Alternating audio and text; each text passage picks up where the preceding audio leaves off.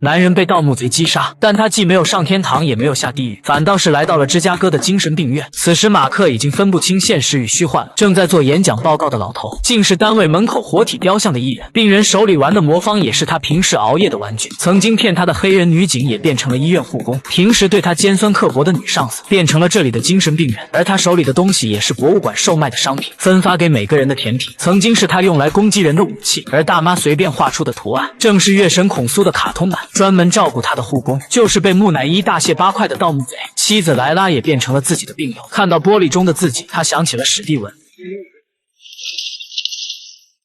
作为精神病人，的确是要被拴在轮椅上，这也恰好对应着每天睡觉前他把自己拴起来的场景。更讽刺的是，精神病院的院长竟是枪杀他的哈罗。墙上挂着的小镇风景画，正是他第一次进入险境遇见哈罗的地方。就连哈罗随身用的鳄鱼拐杖，在这里也有对应的参照物。院长现在穿的凉鞋，也是到玻璃渣子的那双。办公室摆放的神像陶罐，也恰好能对应木乃伊装内脏的陶俑。这时院长还给他古墓奇兵的录像带，相当于想暗示他，所有的事情都是他根据电影幻想出来的。此刻马克真的认为自己有病，一切悲剧只不过是自己的南柯一梦。可院长的一段话却点醒了梦中人。I can't help you if you don't help yourself. 这句话正是哈罗枪杀他时说的话。他突然清醒，意识到这一切并不简单，马上逃出了办公室。蒙圈的马克在逃离时竟然救出了史蒂文，这是两人第一次同时出现。看到史蒂文，马克更坚信自己没有精神病。就在两人想办法逃跑时，另一个房间又出现一口棺椁，那应该是马克的第三人格。当时杀死文物贩子的就应该是他。此刻大门打开，一只穿着衣服的河马出现。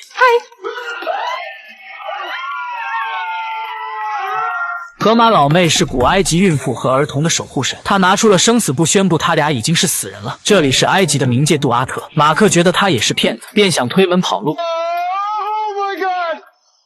Oh my god!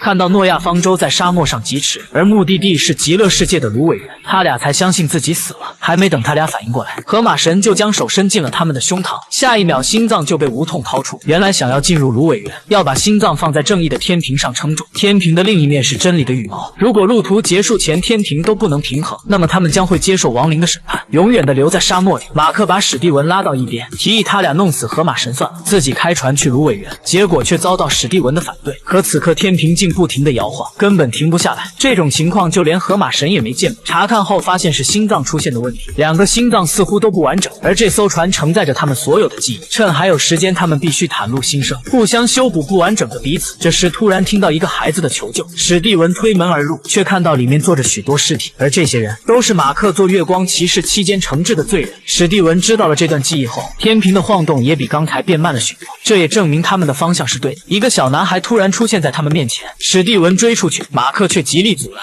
仿佛是很可怕的回忆。结果马克却被史蒂文反锁在门外。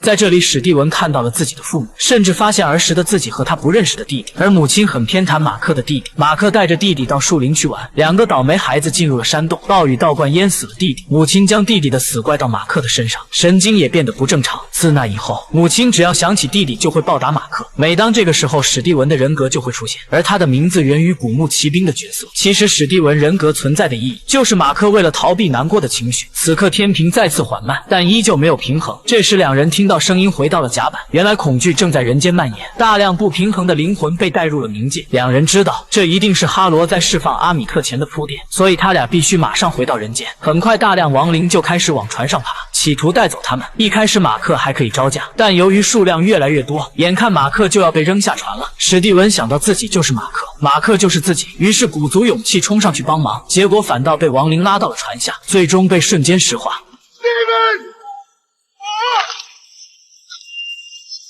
此刻天平竟也平衡了，难道剃掉多余的心脏就完整了吗？还是史蒂文下去了，马克痛苦的记忆也会消失？